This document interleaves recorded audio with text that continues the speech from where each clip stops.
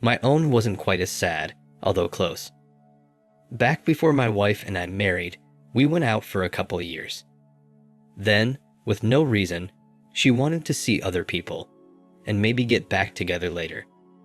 I was destroyed, and I threw myself into my work instead. A year later, the guy she traded me with cheated on her, and they broke up. She contacted me, but I refused to talk with her.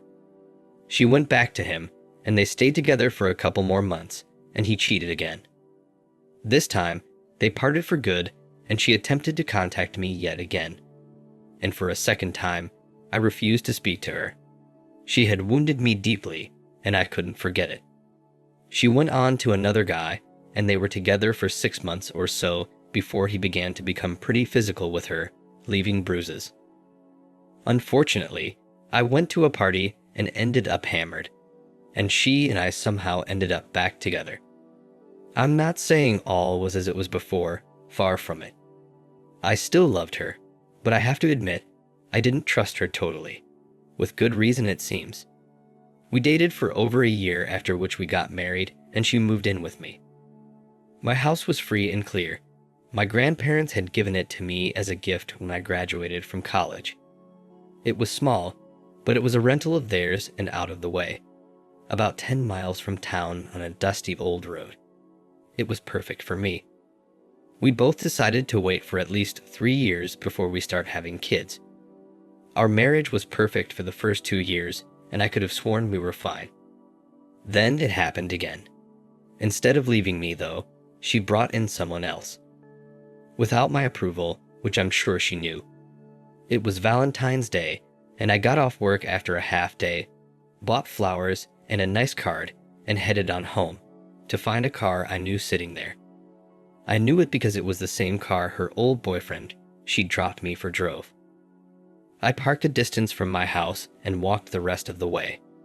The front door was locked, understandably, and I went around to the back where we had a key hidden and went in the back door.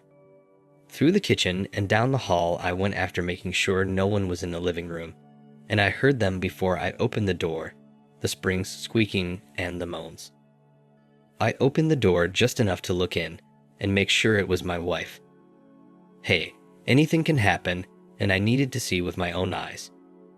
Yep, there she was, on her back under the covers with Tom between her legs, and the covers moved up and down with him pounding my wife. My beautiful young wife, lean and so full of love for someone else. It never dawned on me to harm them. I wanted her gone from my life. To see her offer everything that was mine to someone else was painful beyond what I could imagine. I had to break up the party and walked in. Annie saw me first and shrieked, pulling the covers over her face. Tom jumped out of bed as he began to pull his clothes on. I just watched quietly. The room was silent except for the sobs coming from under the covers. When he finished dressing, he looked at me, hoping I'd get out of the way. But I continued to block the doorway, even though he was substantially larger than me. Then I broke the silence. I asked if he isn't forgetting something. He looked around in confusion and back to me. I looked at him like he was an idiot and said, "Take her with you. Get her up and dressed, and the two of you get out of here." Immediately I said that, she started screaming. By the time it was over, I made him drag her from bed, forcibly put the clothes on she'd already worn that day, and he dragged her from the house screaming at the top of her lungs. Tom had moved back to town to his parents, and I told him over the next few days I would be dropping her stuff off at his house. Throughout all of this, he never uttered a word. Outside of being a well-known man whore, he was a likable guy. Unfortunately for my wife, a little too likable. I could see him forcibly holding her in the car as they drove away.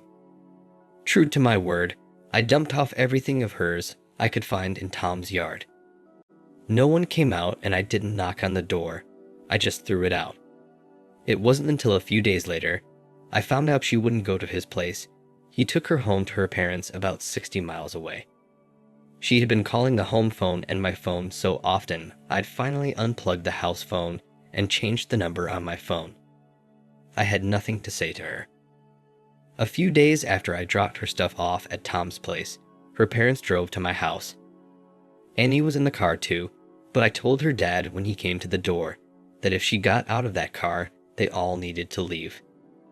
He told her to stay, where I could see her begin crying again. Then both parents came in. First, they apologized for her, but I told them it wasn't their fault.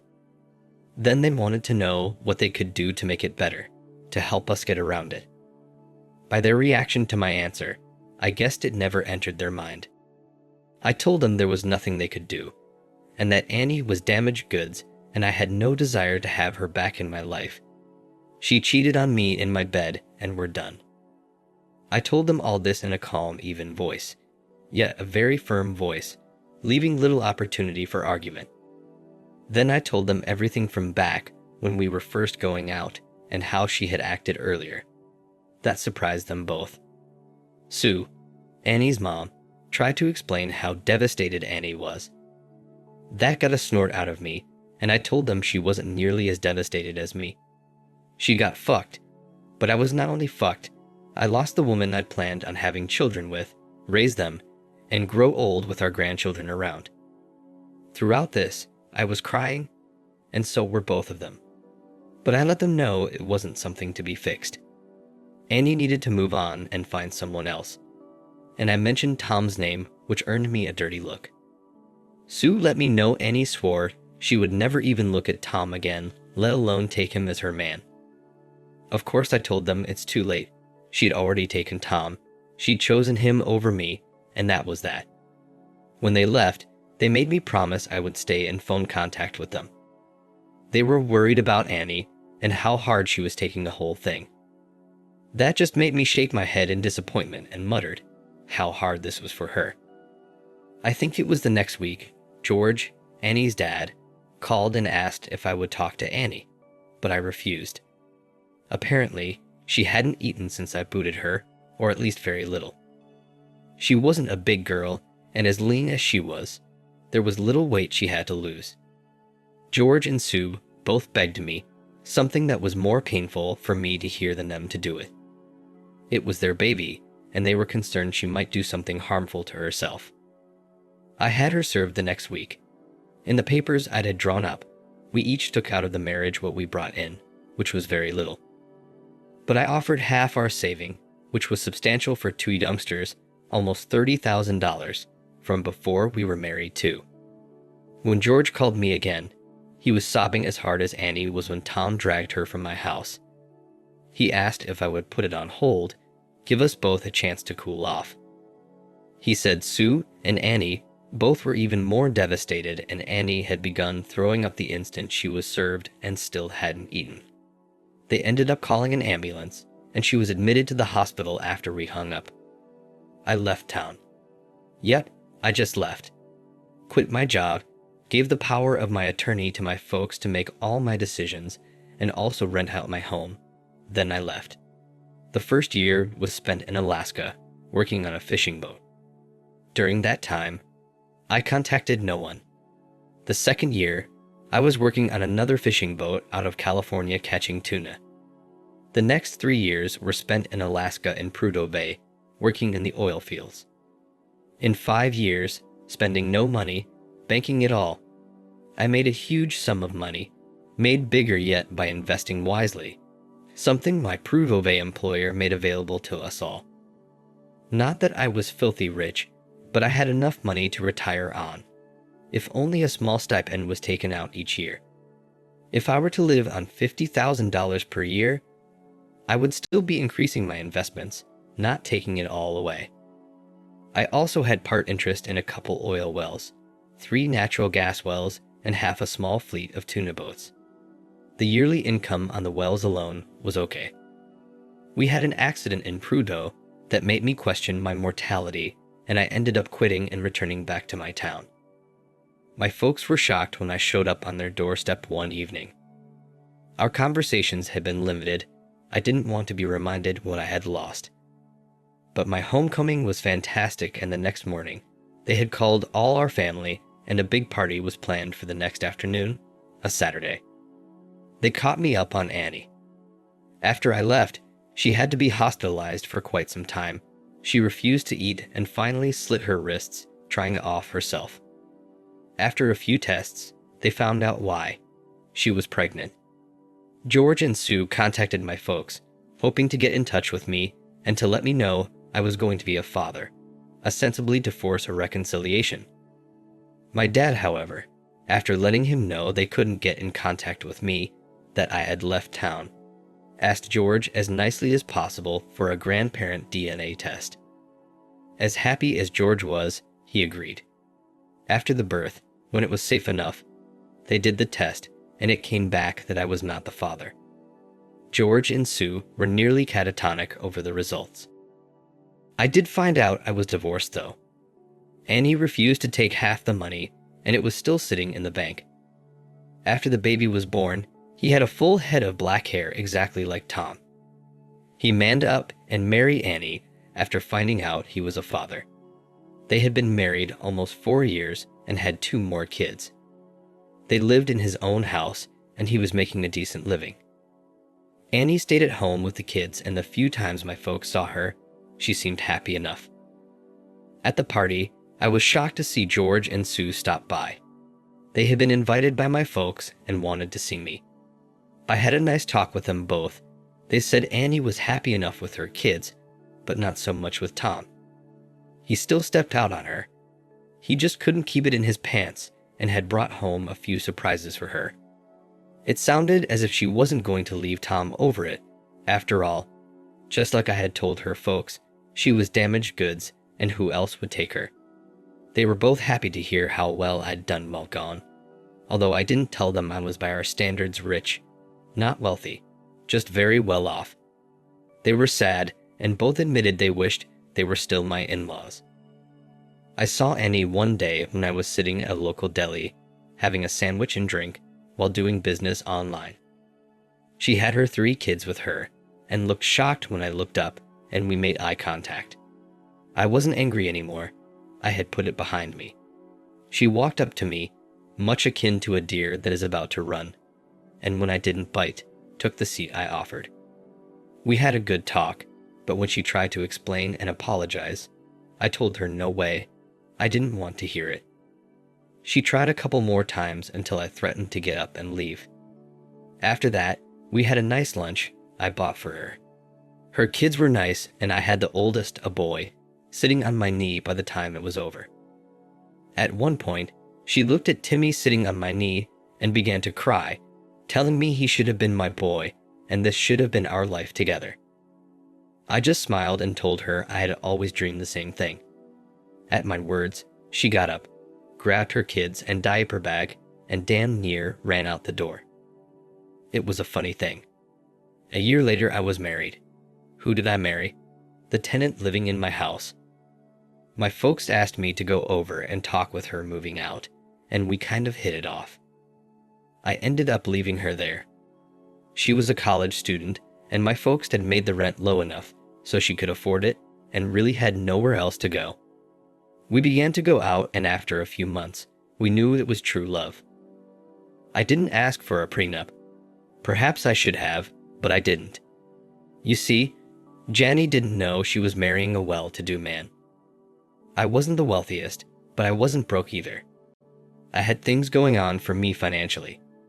She thought I was just going from job to job across the country and didn't have anything to show for it. Hell, I was living at home with my parents. After we'd been married a few months and I still wasn't looking for a job, she finally came to me with a worried look, wondering if I was planning on it.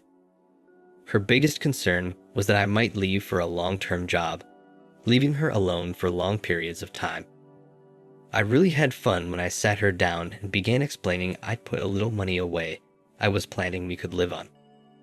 Of course, she was worried about what we'd do when it ran out. She had her teaching certificate, but hadn't found a job nearby, although she found we're going to have us moving quite a distance. The look on her face was priceless when I took a piece of paper, wrote a number on it, and then turned it over face down. She hadn't seen what it was and asked what I was doing. After I told her it was how much was in my checking account, and I thought it might get us by for a while, she tentatively asked if she could see it. I hemmed and hawed, acting like I was worried. Then I slid it over, and she slowly turned it over, looking up at me in surprise. She was excited to know I had such amount in my checking account. Although our house was small, at least we didn't have a house payment, and even though I didn't have a car or truck yet, her little car was paid for. We went out to celebrate the worry that she felt lifted from her shoulders. A week later, she was waiting when I came in from where I had been working in the garden out back after she called for me. She had checked the account and asked me to contact the bank, saying someone had made a mistake and had deposited some money in our account. When I chuckled, she looked puzzled. When I told her it was an automatic deposit since it was the first day of the month, she seemed even more puzzled. She left me and went for a walk, saying she needed to be alone. When she got back, she found me back in the garden and sat down. She watched for a bit, and I finally sat back and took a good look at her. I could tell shock was still in open display. That evening, we went out to dinner. We had just our sit when I saw Tom, Annie, and their kids across the room. Both had seen us. I didn't know if they knew I was married. This was the first time I'd been out with Janny that I'd seen either one. Janny looked when I mentioned them, but that was all. She ignored them after that.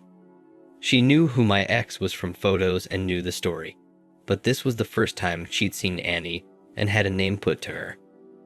Our town wasn't big, but neither of us were much on going out, preferring to be alone for the most part. Before our food came, Janny stood and excused herself to the restroom, and it wasn't until our food came that I realized Annie wasn't sitting with her family. That worried me. Janny wouldn't do anything, but I guess she wanted to meet the ex. Janny never said anything but looked a little smug when she returned. I glanced over and saw Annie sit down with her family, and it looked like she'd been crying. In only a few minutes, they had paid their bill and Tom gave me a dark look when they passed us to leave.